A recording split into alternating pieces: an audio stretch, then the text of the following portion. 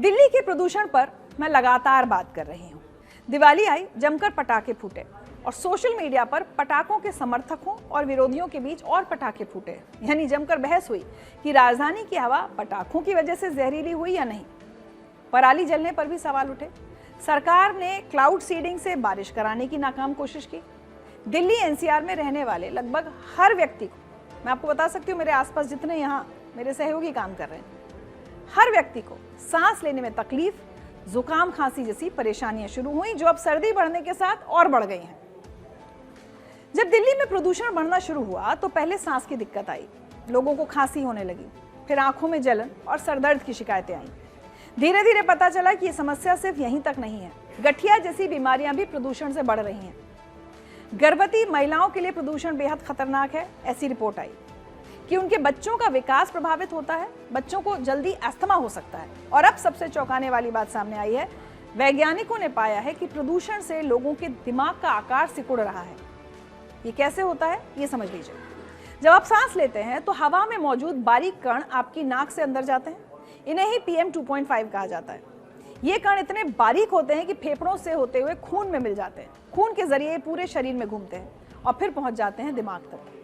दिमाग में पहुंचकर ये कण सूजन पैदा करते हैं, ये ब्रेन सेल्स को नुकसान पहुंचाते हैं और धीरे धीरे दिमाग के कुछ हिस्से सिकुड़ने लगते हैं। अब बात करते हैं इसके असर की।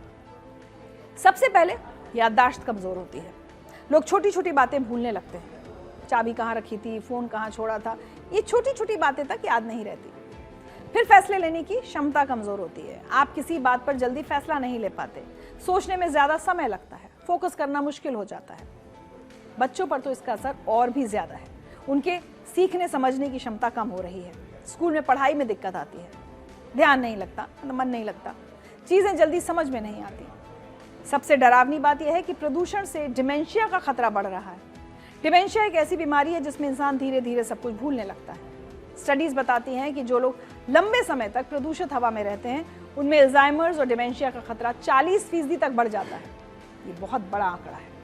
बुजुर्गों में तो ये समस्या और भी तेजी से बढ़ती है, उनका दिमाग पहले से ही कमजोर होता है और प्रदूषण इसे और तेजी से खराब करता है।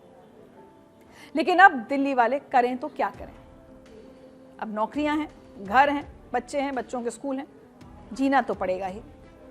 वैसे भी कई बार लगता है कि हमें तो शायद इसकी आदत पड़ गई है, इसी धुंध में जीने की।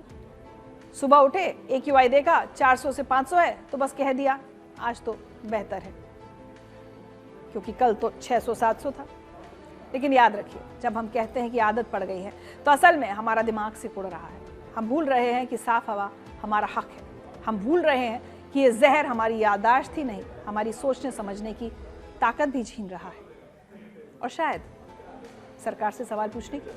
दिल्ली की हवा ने हमें सिर्फ मरीज नहीं बनाया, बल्कि हमें इतना बेजार कर दिया कि अब हम लड़ना ही भूल गए हैं। और शायद यही सबसे बड़ा नुकसान है।